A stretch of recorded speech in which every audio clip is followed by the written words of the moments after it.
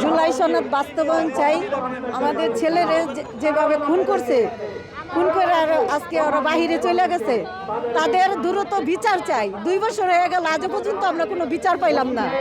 আর নতুন সরকার 17 বছর পরে আমাদের সন্তানের রক্তের বিনিময়ে বাংলাদেশ আইসা পা রাখছে, আজও পর্যন্ত আমাদের শহীদ পরিবারদেরকে কোনো সান্ত্বনা দেওয়ার মতো সময় তাদের নাই।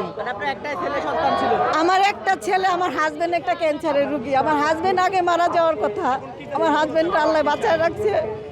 আমার সন্তানটা মারা গেছে, কিন্তু সন্তানটার বিচার আমি পাই নাই। নতুন একটা সরকার আমাদের সন্তানের উপরে রক্তের বিনিময়ে আজকে বাংলাদেশে আসছে। আচ্ছা, এখন আসলে কি দাবি আপনাদের, কি চাচ্ছেন? আমাদের দাবি বলতে আমরা জুলাই সনদ বাস্তবায়ন চাই। আমাদের সন্তানদের যারা মারছে তাদের এই বিচারটা আমরা চাই।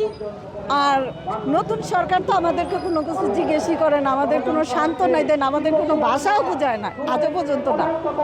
আর জামাত থেকে আমাদেরকে শুরু থেকে আমাদের খুব জিজ্ঞেস করে, খুব সম্মান দেয়।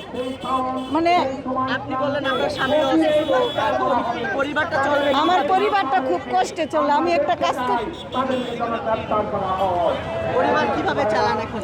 আমি কাজ করি, আমি একটা সাধারণ কাজ করি, কইরা একটা সংসার, একটা মহিলা মানুষে কিভাবে চালা। আমার স্বামীর ট্রিটমেন্টও আমি করতে পারতাছি না। আমি নিজেও একজন অসুস্থ মানুষ, আমি নিজেও ঠিক মতো ট্রিটমেন্ট নিতে, আমি অসুস্থ শরীর নিয়ে কাজকর্ম করি। এই যে আজকে 8 দিন ধরে আমার জ্বর, এই জ্বর অবস্থায় আমি একটা কাজ করি।